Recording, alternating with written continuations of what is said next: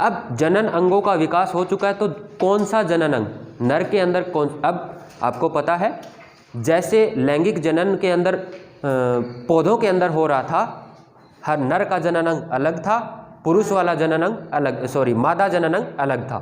नर जो जनन अंग था उसे हमने पुंकेसर बोला था, और जो मादा जनन अंग था उसे हम स्त्रीकेसर बोला था। दोनों जनन अंग अलग थे। बिल्कुल वैसे ही जो भी जीव लैंगिक जनन करेगा उसके जनन अंग दोनों के अलग अलग होंगे। क्लियर है? और ये लैंगिक जनन की एक विशेषता ही है, क्योंकि बहुकोशिकीय जीवों के अंदर आप ऐसे सिंपल जैसे हाइड्रा के अंदर काट के जनन होता था वैसा नहीं हो सकता।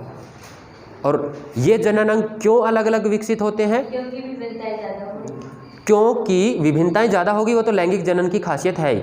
जनन अंग अलग अलग क्यों विकसित होते हैं? उसका कारण ये कि हर एक जनन अंग अपनी एक अलग कोशिका बनाता है। नर जनन अंग है वो नर युग्मक बनाएगा या नर जनन कोशिका बनाएगा, और जो मादा जनन अंग है वो मादा कोशिका बनाएगा। पौधों के अंदर जो नर कोशिका थी उसका नाम क्या था? परागकण, है ना, जो नर युग्मक बना रहे थे, पराग कोश से जो निकल रहे थे। क्लियर है इतना? ऐसे ही पौधों के अंदर जो स्त्री का जनन अंग था अंड कोशिका थी, वो जो कोशिका बनती है जिसके ऊपर परागकण गिरते हैं वो वर्तिका थी। लेकिन यहाँ पे नर युग्मक और मादा युग्मक की बात हो रही है। तो नर युग्मक तो था परागकण और मादा युग्मक थी अंड कोशिका। क्लियर है? ऐसे ही अब हम देखते हैं पुरुष के अंदर कौन कौन से तो नर और मादा जनन अंग होते हैं, कौन सी वो कोशिकाएं बनाते। अब तो इतना तो आपको क्लियर है कि एक नर कोशिका होगी, एक मादा कोशिका होगी।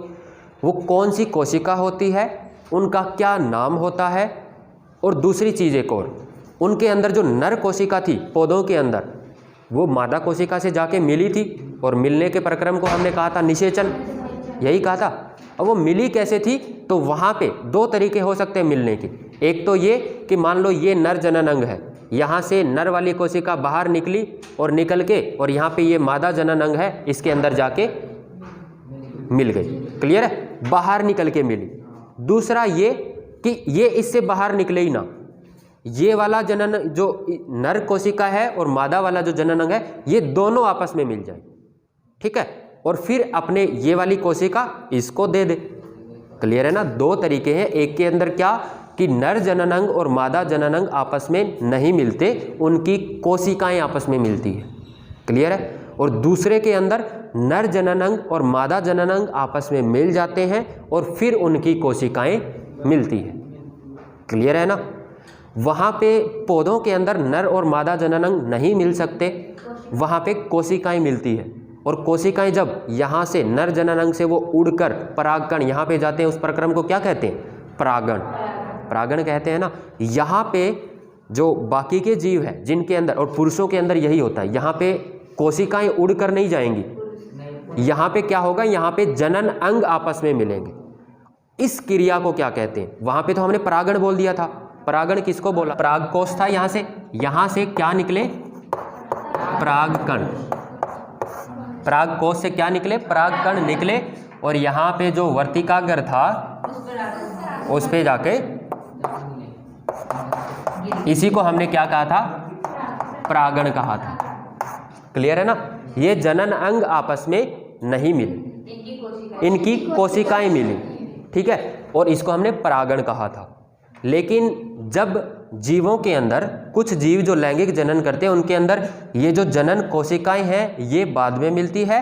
पहले जो नर जनन अंग है ना, नर जनन अंग और मादा जनन अंग है वो पहले मिलते हैं,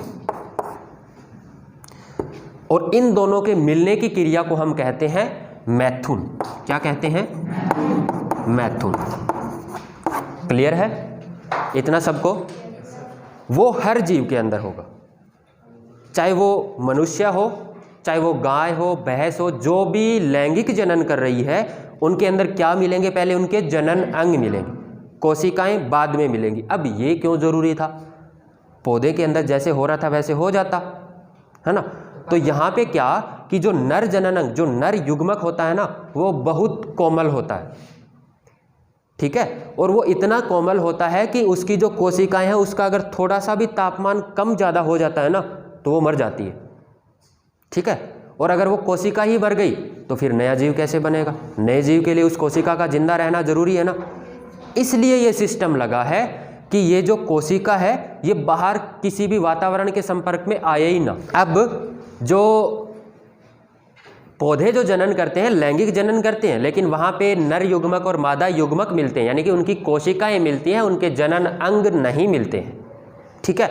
लेकिन बाकी के जो जीव हैं उनके अंदर पहले उनके जनन अंग मिलते हैं और उनके बाद उनकी कोशिकाएं मिलती हैं। अब दिमाग के अंदर यही क्वेश्चन आना चाहिए कि उनकी जनन अंग है उनका मिलना क्यों ज़रूरी है?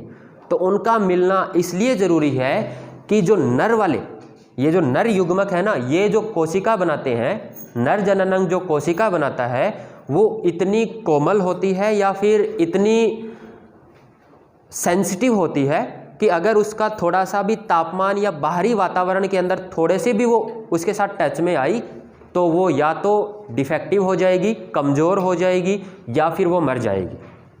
क्लियर है?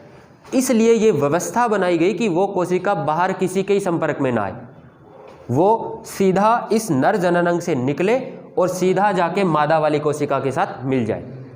ऐसी व्यवस्था की गई। और ऐसी व्यवस्था आपको पता है कब हो सकती है? कि दोनों आपस में पहले मिल जाएं, यानी बाहरी वातावरण के संपर्क में ना आए। क्लियर है ना? नर जनन अंग और मादा जनन अंग, इन दोनों का मिलना, इसी को हम क्या कहते हैं? मैथुन कहते हैं। यहाँ पे अंग मिला है। क्या मिला है? अंग मिले। क्लियर है ना? कोशिका अगर मिलेगी, नर जनन अंग की से जो कोशिका निकलेगी, यानी कि नर युग्मक और मादा युग्मक जब मिलेंगे तो उसे हम निषेचन कहेंगे। क्लियर है ना? निषेचन और मैथुन के बीच में क्या फर्क है? क्लियर है? कोई डाउट नहीं यहाँ तक? हाँ, हम देखते हैं कि हमारे जो मनुष्य है उसके अंदर अलग से सिस्टम लगाना जरूरी है, जो एक तो नर कोशिका बनाएगा और एक मादा कोशिका बनाएगा। दोनों के चित्र में एक साथ बनाता हूँ। ये हमारे मनुष्य के अंदर मादा जनन तंत्र और नर जनन तंत्र या फिर नर जनन अंग, उसके नामांकित चित्र है। अगर आपसे क्वेश्चन ये पूछ लिया जाए कि मनुष्य के नर जनन अंग का नामांकित चित्र बनाओ तो कौन सा बनाओगे? और मादा का नामांकित, मादा जनन अंग का नामांकित चित्र बनाओ तो कौन सा बनाओगे? ये वाला। ठीक है। अब हमें समझनी है इनकी कार्यविधि। ये सिस्टम हमारे अंदर लगाने की ज़रूरत क्यों पड़ी, ये तो आप सबको समझ में आ गया है कि हमें लैंगिक जनन करना था। उसके लिए एक हमें नर जनन कोशिका चाहिए और एक मादा जनन कोशिका चाहिए। तो जो एक जीव है, यानी कि जो नर है, वो तो नर जनन कोशिका बनाएगा, और उसके लिए ये वाला सिस्टम लगाने की ज़रूरत पड़ी हमारे शरीर के अंदर। ठीक है। और मादा जनन कोशिका के लिए जो कोशिका बनाएगा वो ये वाला जो सिस्टम लगा हुआ है हमारे शरीर के अंदर, मादा के अंदर, वो कौन सी कोशिका बनाएगा? मादा जनन कोशिका। क्लियर है? अब हम देखते हैं कि कैसे वो कोशिका बनाएगा। ठीक है। कहाँ से वो नर कोशिका है वो कहाँ बनेगी, कहाँ से होके इस सिस्टम से बाहर निकलेगी, फिर वो इस सिस्टम के अंदर, क्योंकि दोनों कोशिकाएं मिलनी ज़रूरी है, जनन करना है तो मिलना ज़रूरी है उनका। कैसे वहाँ से वो बाहर निकलेगी, कैसे उत्पन्न होगी, कैसे इसके पास पहुँचेगी, और इसके अंदर जो मादा जनन कोशिका उससे मिलेगी।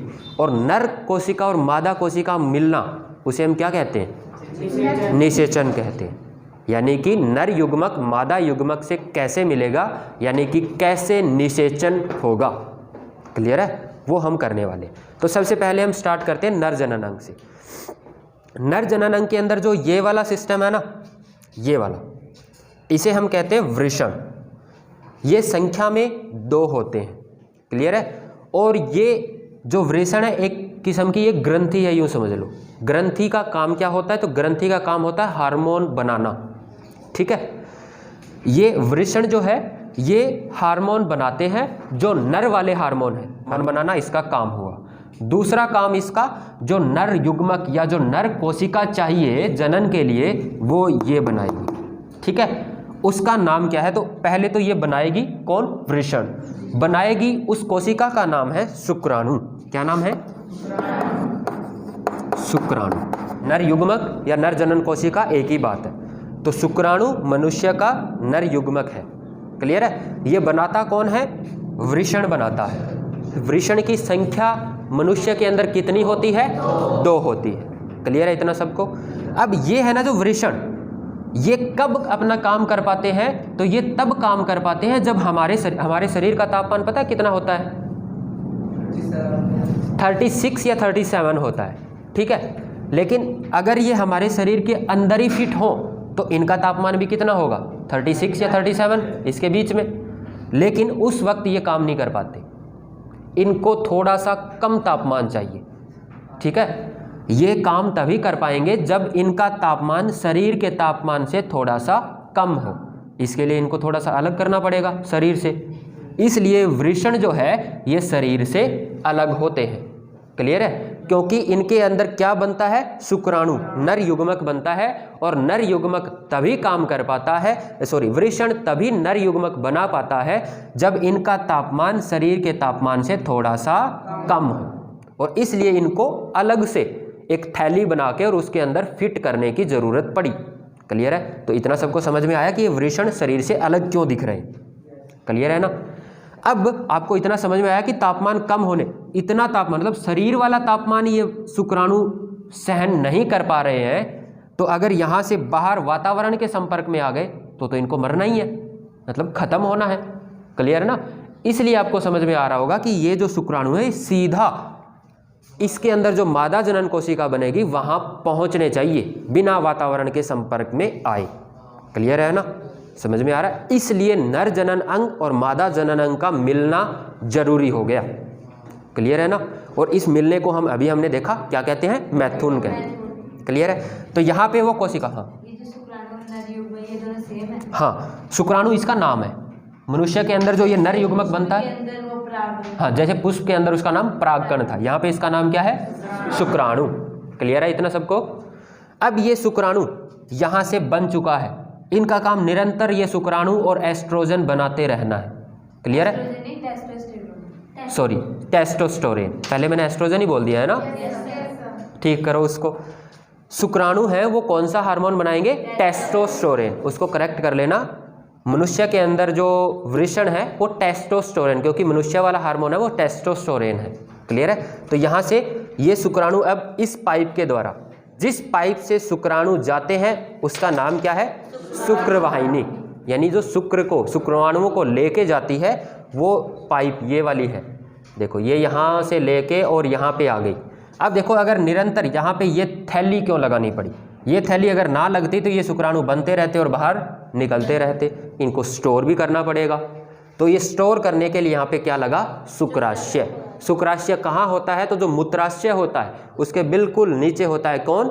शुक्राशय, जिसके अंदर कौन स्टोर होते हैं? शुक्राणु, यानी कि नर युग्मक जो वृषण बनाता है वो इसके अंदर स्टोर होते हैं। क्लियर है? अब ये इसके जो सिस्टम न लगा है इससे बाहर कैसे आएंगे? तो इसके बाहर के लिए एक पाइप बाहर वाली साइड लगानी पड़ेगी, तभी तो ये बाहर आएंगे। क्योंकि आपको पता है नर युग्मक है वही गति करता है और जो मादा युग्मक है वो सिर्फ खाना प्रोवाइड कराता है ना? तो इसको चलना है तो इसका मतलब इसको बाहर भी निकलना पड़ेगा, और बाहर निकलने के लिए हमें एक पाइप लगानी पड़ेगी। उस पाइप का नाम क्या है? उस पाइप का नाम है सीसन। क्या नाम है? सीसन। क्लियर है इतना सबको? यहाँ से इसके अंदर जो स्टोर हुए हैं, जब यानी कि ये नर जनन अंग और मादा जनन अंग मिलेगा तो ये इसके अंदर जो स्टोर है वो शुक्राणु, और यहाँ पे एक और ग्रंथि है देखो, प्रोस्टेट ग्रंथि। शुक्राणु अकेले नहीं चल सकते, तो इनको थोड़ा सा लिक्विड, थोड़ा सा तरल करना पड़ता है, यानी कि इनके अंदर थोड़ा सा लिक्विड मिक्स होना चाहिए। वो लिक्विड ये प्रोस्टेट ग्रंथि है, ये मिक्स करती है। ठीक है? यहाँ से कौन निकले? शुक्राणु। बनाया तो इसने, यहाँ पे आके स्टोर हो गए, यहाँ से शुक्राणु निकले, यहाँ से प्रोस्टेट ग्रंथि से थोड़ा सा लिक्विड मिक्स हुआ किसके अंदर? शुक्राणुओं के अंदर, और उन्होंने यहाँ से गति करना स्टार्ट किया। ये वाली जो नली है, ये वाली नली, इसको मूत्र नली या मूत्र मार्ग भी बोल सकते हैं, और इसको शुक्र वाला, यानी कि इसके अंदर से शुक्राणु जाते हैं तो इसको शुक्राणु का मार्ग भी बोल सकते हैं। दोनों के लिए यहाँ से आगे ये एक ही नली, देखो एक तो ये मिल रही है यहाँ पे और एक इधर से मूत्र वाली नली, दोनों की नली एक ही है, एक ही नली है। क्लियर है? तो यहाँ से इस नली का काम क्या है? इस नली के दो काम हैं। एक तो जो लिक्विड यहाँ पे मूत्राशय के अंदर जो अपशिष्ट पदार्थ स्टोर होते हैं जो है उनको बाहर निकालना इस मूत्र मार्ग का काम है।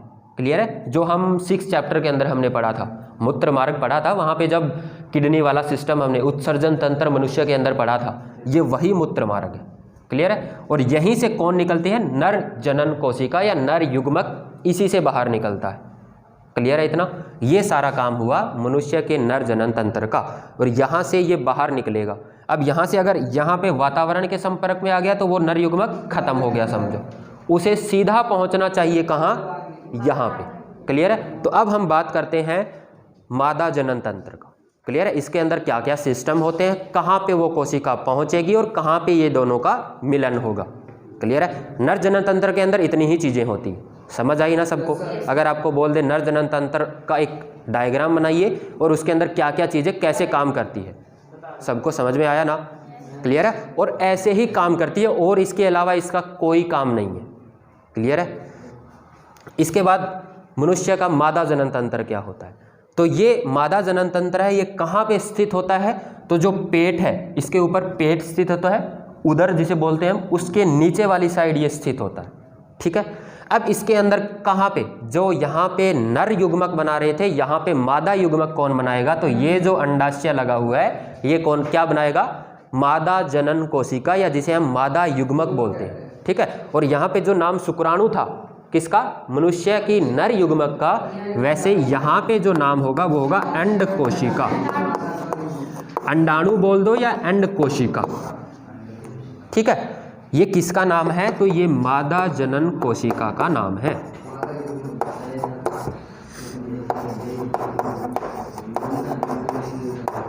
ठीक है? मनुष्य की मादा जनन कोशिका का ये नाम है।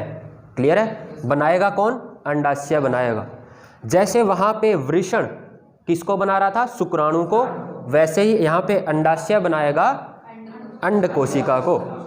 जैसे वहाँ पे वृषण संख्या में 2 थे, वैसे यहाँ पे अंडाशय भी संख्या में 2 है। क्लियर है? इतना क्लियर है सबको? अब इसके बाद ये जैसे वहाँ पे एक पाइप लगी हुई थी जो शुक्राणुओं को यहाँ से निकाल के और यहाँ पे स्टोर कर रही थी। क्लियर है ना? वैसे ही यहाँ पे अंड कोशिका है जो बनेगी, और ये वाले है ना जो इसमें और उसमें थोड़ा सा फर्क होता है।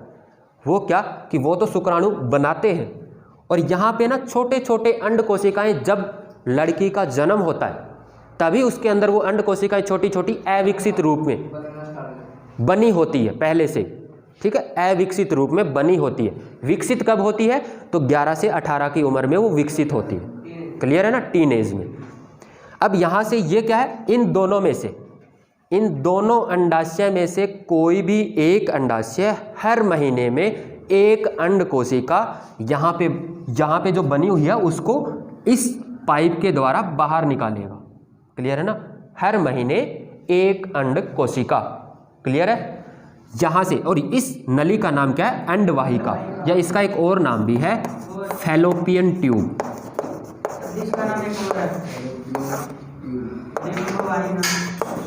हाँ, फैलोपियन ट्यूब, या इसका एक और नाम भी बोल सकता है, जैसे इसने बताया डिंब वाहिनी। क्लियर है? तो ये तीनों नाम आपको याद होने चाहिए। सबसे इजी नाम तो है अंडवाहिका। क्यों? क्योंकि अंडाशय से जो जुड़ी हुई है, तो याद रखना भी इसका आसान है, इसलिए मैंने अंडवाहिका लिखा है। 2 और नाम है, इंग्लिश में इसको फैलोपियन ट्यूब बोलते हैं, डिंब वाहिनी भी बोलते हैं। क्लियर है ना? अब ये किसको लेके जाती है? तो इसके अंदर जो अंड कोशिका बनी है वो, और महीने में एक बार ये अंड कोशिका स्त्री के अंदर, मादा है उसके अंदर बनती है। देखते हैं हम, लेकिन फिलहाल हम समझ रहे हैं कि कैसे वो कोशिका बाहर आएगी। अंड कोशिका हर महीने एक बनेगी और यहाँ से वो डिंब वाहिनी या फिर अंडवाहिका या फिर फैलोपियन ट्यूब से बाहर आ गई। क्लियर है? यहाँ पे ये क्या है? तो इसको हम बोलते हैं गर्भाशय, जिसके अंदर अंडवाहिका आएगी। क्लियर है? और इसके अंदर हाँ, अब इसके बाद ये अंडवाहिका यहाँ पे, यानी कि अंड कोशिका यहाँ पे आ चुकी है। अब जो वो शुक्राणु है यानी कि नर कोशिका है, वो कहाँ आएगी? तो वो इस योनि के द्वारा, क्योंकि द्वार यही है, योनि के द्वारा वो कोशिका अंदर आएगी। ठीक है? ये वाली जो अंड कोशिका ना वो यहीं रहेगी। ठीक है? और ये यहाँ से अंदर आएगी। अब इनका निषेचन कहाँ होगा? तो इनका निषेचन ये जो अंड कोशिका है इसके अंदर ही होगा। किस किस का मिलन? जो नर कोशिका है उसका और मादा कोशिका है उसका। क्लियर है? इन दोनों का निषेचन या इन दोनों का मिलन कहाँ पे होगा? इस पाइप के अंदर। क्लियर है? ये इधर से आ रहा होगा और इधर से शुक्राणु यानी कि नर कोशिका जाएगी। क्लियर है ना? डिंब वाहिनी या अंड कोशिका के अंदर। अब उनका निषेचन जैसे ही होगा उसके बाद क्या बनेगा? युग्मक से क्या बनेगा? युग्मनज बनेगा। ठीक है? और युग्मनज है वो इन दोनों कोशिकाओं से मिलकर बना और फिर उसके अंदर विभाजन स्टार्ट होगा। विभाजन स्टार्ट होकर एक गोल संरचना बनेगी, उसे हम कहते हैं भ्रूण। क्या बोलते हैं? भ्रूण। अब वो भ्रूण कहाँ स्थित होगा? तो वो भ्रूण यहाँ पे कोई सिस्टम लगा होना चाहिए जहाँ पे वो भ्रूण स्थित हो, तो वो ये है गर्भाशय। ठीक है ना? और जैसे ही अब यहाँ पे रजोधर्म वाला कॉन्सेप्ट है वो आप समझो, यहाँ से हर महीने अंड कोशिका आएगी, तो ये जो गर्भाशय है इसको भी उस भ्रूण को रखने के लिए खुद को तैयार करना पड़ेगा। तो इस गर्भाशय को पता नहीं होता है कि हर बार निषेचन होगा या नहीं होगा, तो ये गर्भाशय क्या करता है? ये हर महीने अपने आप को तैयार करता है। किसके लिए? यहाँ से जो अंड कोशिका आएगी उससे जो भ्रूण बनेगा उस भ्रूण को रखने के लिए ये तैयार करता है अपने आप को। ठीक है? तो तैयार कैसे करता है? तो यहाँ जो ये दिखाई गई ना इसकी भित्ति, किसकी? गर्भाशय की जो भित्ति है वो मोटा होना स्टार्ट होती है, यानी उनके अंदर, और मोटा कैसे होगी? उनके अंदर खून भरना स्टार्ट होता है। क्लियर है? खून भरना स्टार्ट होता। अब आपको पता है हमने 6 चैप्टर के अंदर पढ़ा था, खाना, भोजन, ऑक्सीजन कौन पहुंचाता है? खून ही पहुंचाता है। तो जो यहाँ पे भ्रूण होगा, जो नया जीव जिससे बनेगा, उसको खाना, भोजन कौन पहुंचाएगा? ये यहाँ पे जो खून होगा वो पहुंचाएगा। क्लियर है? इसलिए ये गर्भाशय की जो ये भित्ति है ये मोटा होना स्टार्ट होती है इसको, और किसके लिए? यहाँ पे जो भ्रूण बनेगा उसके लिए। क्लियर है? और हर महीने ये जैसे ही यहाँ से अंड कोशिका आएगी, यहाँ पे ये इसकी जो मोटाई है वो बढ़ना स्टार्ट होती है और इनके अंदर खून या रक्त या रुधिर भरना स्टार्ट होता है। क्लियर है? अब 2 चांसेस होंगे, या तो यहाँ से शुक्राणु आएगा और उस अंड कोशिका को निषेचित कर देगा, यानी कि उनसे युग्मनज बन के भ्रूण बन जाएगा, और यहाँ पे जो खून भरा हुआ है वो यहाँ पे जो भ्रूण बनेगा उसके साथ। अच्छा, यहाँ पे अब इस भ्रूण को यहाँ से यानी कि माता के शरीर से खाना कैसे मिलेगा? तो उसके लिए यहाँ पे एक पाइप जुड़ी होती है जिसे हम बोलते हैं प्लेसेंटा। ठीक है? अब हम उस केस की बात करें जब जो अंड कोशिका वो निषेचित हो चुकी है। क्लियर है? और इस जो बच्चा है उसका विकास कहाँ पे होगा? गर्भाशय के अंदर। क्लियर है ना? यहाँ पे एक जो ये पाइप से जुड़ा हुआ है जिससे ये जो भ्रूण है यानी कि जो होने वाला बच्चा है वो खाना कहाँ से लेगा? माँ के शरीर से लेगा, और किसके द्वारा लेगा? प्लेसेंटा का द्वारा लेगा। अब प्लेसेंटा क्या होती है? तो प्लेसेंटा कुछ नहीं, एक यूँ समझ लो प्लेट का पता है आपको? छोटी, यानी कि थाली से छोटी और जो हमारी प्याली है उससे बड़ी, बीच वाली जो होती है उसे प्लेट ही बोलते हैं हम। उसी से ये प्लेसेंटा बना है। ये प्लेट के आकार की है, यानी कि प्लेट में रख के और उस भ्रूण को खाना प्रोवाइड कराया जाएगा, यूँ समझ लो। ठीक है? तो यहाँ पे ये जो है, और एक चीज़ और, अब यहाँ से इसने दिया इसको खाना। अब आपको पता है ये जीव बन रहा है तो ये कुछ अपशिष्ट भी बनाएगा। वो अपशिष्ट वापस इस खून के अंदर चले जाएंगे और माता के शरीर से होकर बाहर निकल जाएंगे। क्लियर है? ये गर्भाशय के अंदर इतनी सारी चीज़ें होती है। क्लियर है? नवोद्भिद पौधों में बनता है। यहाँ पे जो ये भ्रूण है ना, यही सीधा जीव बनता है। ठीक है? नवोद्भिद है। अब देखो पौधों में और इसमें जो नवोद्भिद वाला कॉन्सेप्ट है उसको समझो। पौधों के अंदर क्या है? हमने भ्रूण बना के और उसको स्टोर करके रख सकते हैं। किसके अंदर? जो बाहर की ओर एक कठोर आवरण बनता है, सॉलिड जो चीज़ बनती है उससे हम उसको संरक्षित करके रख सकते हैं। लेकिन इस भ्रूण को हम कठोर आवरण, ये नहीं है कि ये बाहर वाला गर्भाशय ये कठोर हो जाएगा और इसको स्टोर करके रख लेगा, जब मर्जी चाहेगी जब हम बच्चा पैदा कर लेंगे, वरना हमारे पेट के अंदर पड़ा है। ठीक है? ऐसा नहीं होता। ठीक है ना? भ्रूण अगर यहाँ पे बन गया तो फिर उसको 9 महीने लगते हैं पूरा एक शिशु बनने में। क्लियर है? और तब तक वो इस पेट के अंदर रहता है, माँ के पेट से खाना लेता है, अपशिष्ट है वो भी माँ के पेट के अंदर छोड़ता है, प्लेसेंटा का द्वारा वो खाना लेता है। ठीक है? और जैसे ही उसके 9 महीने पूरे हो जाते हैं, यानी कि वो पूरा विकसित हो जाता है, तब वो ये जो गर्भाशय है उसके अंदर संकुचन और फैलने की गति होती है। ठीक है? सिकुड़ता है और फैलता है, और उससे ये बच्चा योनि के द्वारा बाहर, और बच्चे का जन्म हो जाता है। ये कब हुआ? जब निषेचन हुआ तब। क्लियर है? अगर निषेचन नहीं हुआ तो भी ये गर्भाशय तो अपने आप को तैयार करेगा हर महीने। अगर निषेचन नहीं हुआ तो यहाँ से जो अंड कोशिका आई है वो इस गर्भाशय के अंदर आएगी। क्लियर है? और ये जो अंड कोशिका सिर्फ एक दिन के लिए जीवित रहेगी। क्लियर है? उस एक दिन के अंदर निषेचन हो गया तो ठीक है, वरना ये कोशिका मर जाएगी। और फिर ये जो मोटी दीवार हुई थी वो भी धीरे धीरे से टूटना स्टार्ट होती है। ठीक है? और जैसे ही दीवार टूटेगी तो यहाँ से रक्त है इसके अंदर वो भी निकलना स्टार्ट हो जाता है। तो वो दीवार और रक्त दोनों इस योनि के द्वारा बाहर निकल जाते हैं और इसे ही हम कहते हैं रजोधर्म या ऋतुस्राव। क्लियर है? क्या ये ऋतुस्राव है? अब ये जरूरी नहीं है कि एक दिन में अंड कोशिका टूटी, ये सारा जो है ये जरूरी नहीं एक ही बार में टूट जाएगा। इसको 4 या 5 दिन लगते हैं। क्लियर है? और ये अंड कोशिका महीने में एक बार बनाता है तो रजोधर्म भी महीने में एक बार होगा ही होगा। बनती रहती, टूटती रहती। हाँ, और अगर सर निषेचन हो जाता है तो वो नहीं होता तो ये नहीं होता। सर इसके बाद रक्त नहीं निकलेगा, 9 महीने के बाद निकलेगा। हाँ शिशु बनेगा। हाँ। और कुछ एनी डाउट? इसके अंदर कैसे नया जीव उत्पन्न होता है? तो नया जीव हमारा बन गया, लैंगिक जनन मादा और नर के अंदर हो चुका है। क्लियर है? अब हम बात करते हैं थोड़ी सी इनके अंदर जो अगर इनका गलत यूज हो जाए या मिस यूज हो जाए, ठीक है, तो क्या प्रॉब्लम हो सकती है? पहली चीज़, सबसे ज़्यादा जो प्रॉब्लम आती है वो स्त्री को या मादा को सबसे ज़्यादा प्रॉब्लम फेस आएगी। पहली क्या प्रॉब्लम फेस आएगी या क्या उसको ध्यान रखना चाहिए? तो एक सबसे ज़्यादा कि यहाँ पे जो खून है जो हर महीने यहाँ से रजोधर्म के द्वारा बाहर निकलता है वो खून तो उस स्त्री का ही है ना। और उस खून के अंदर कुछ पौष्टिक तत्व भी होते हैं सारे, क्योंकि इस भ्रूण को सारा खाना उसे खून के द्वारा ही देना होता है। और वो खून अगर बाहर निकला तो वो सारे पौष्टिक तत्व भी बाहर निकलेंगे। क्लियर है ना? तो स्त्री को सबसे ज़्यादा इस बात का ध्यान रखना चाहिए कि उसके अंदर ये पोषक तत्वों की कमी होने के सबसे ज़्यादा चांसेस होते हैं। क्यों? रजोधर्म के कारण। क्लियर है ना? तो ये उनको सबसे ज़्यादा अपने शरीर का ध्यान रखना चाहिए, यानी कि ये पौष्टिक तत्व उन्हें एक्स्ट्रा मात्रा में लेने चाहिए। क्लियर है? अब इसके बाद और एक चीज़ और, खून यहाँ से बाहर निकलेगा तो पुरुष के मुकाबले स्त्री के अंदर खून की कमी होने के चांसेस ज़्यादा है। ठीक है? तो इसलिए खून है उसकी पूर्ति होना भी ज़रूरी है टाइम टू टाइम। क्लियर है? अब इसके बाद हम बात करते हैं, ये दोनों समझ में आए सबको?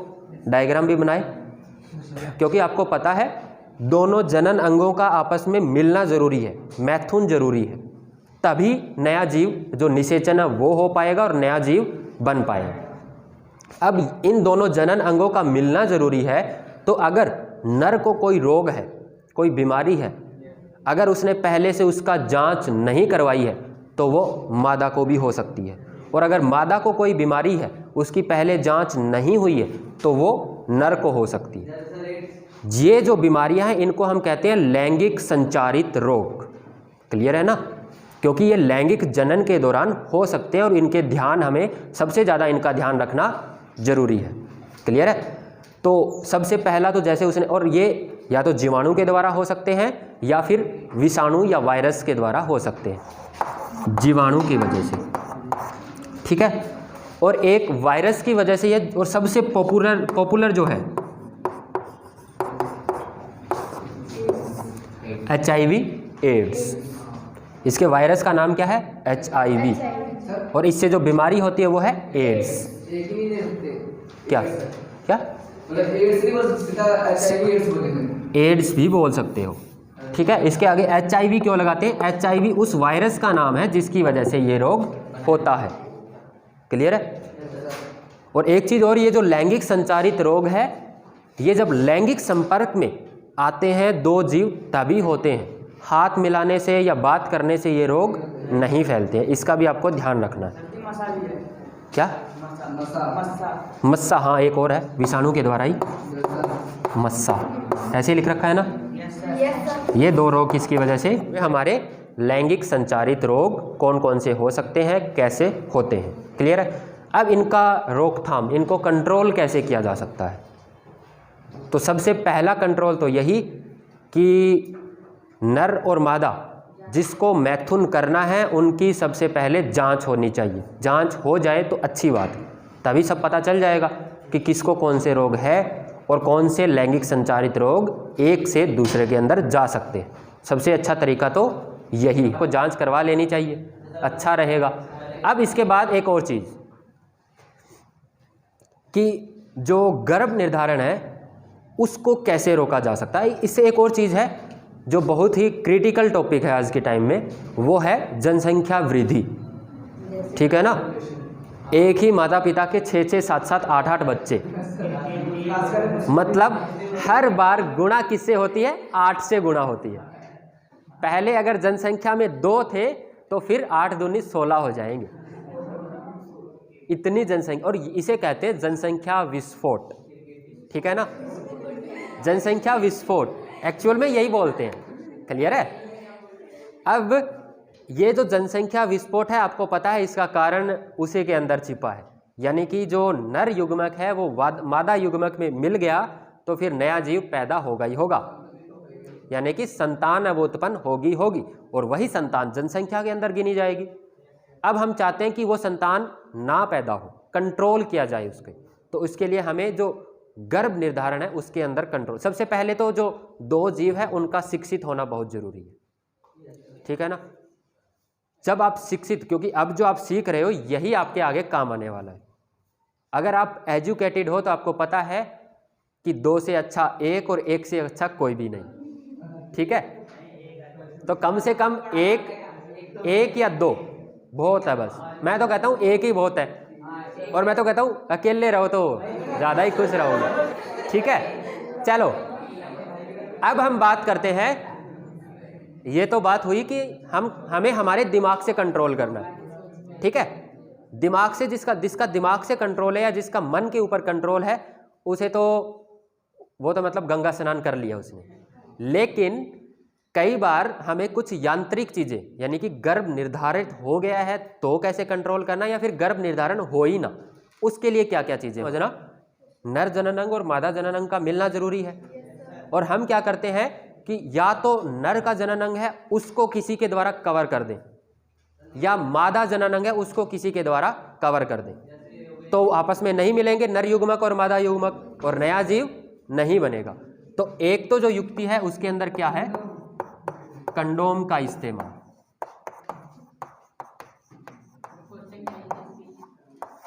ठीक है, इसका क्वेश्चन होगा कि मादा के शरीर के अंदर गर्भ धारण नहीं होता है। क्लियर है? गर्भ निर्धारण युक्ति क्या है, वो फायदे नुकसान नहीं होते किसी भी चीज के, ये युक्तियां क्या है वो। क्लियर है? दूसरा क्या कि जो वृषण है उससे शुक्राणुओं को लेके जाते वो क्या है, शुक्रवाहिनी, और एक इधर अंड कोशिका को जो लेके जाते वो क्या है, अंडवाहिनी या फैलोपियन ट्यूब। अब या तो उस शुक्रवाहिनियों को काट दें हम ताकि वहां से शुक्राणु आए ही ना, या फिर इधर से जो अंडवाहिनी है उसको काट दें।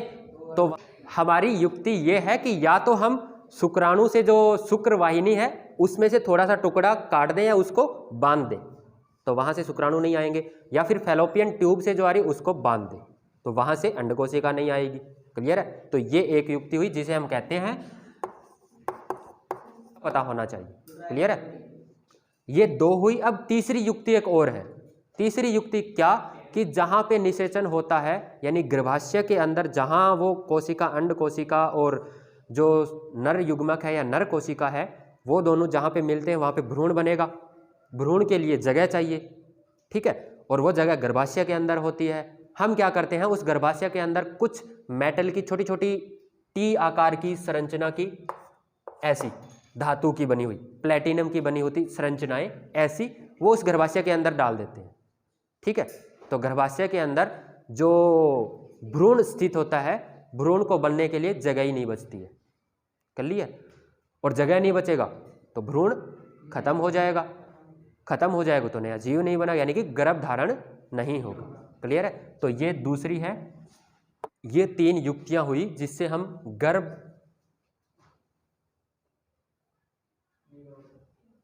निरोधक युक्ति।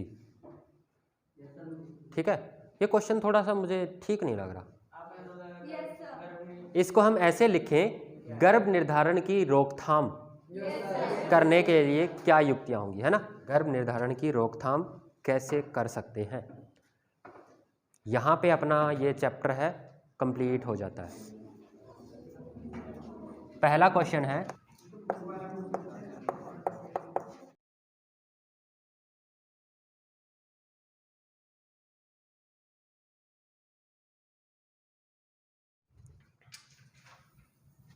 लिख ले अब।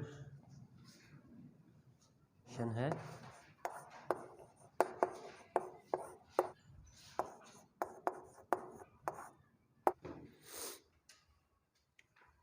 ये हुआ मादा जनन अंग। ये मादा जनन अंग के विभिन्न भाग के नाम लिखिए और उनके कार्य समझाइए।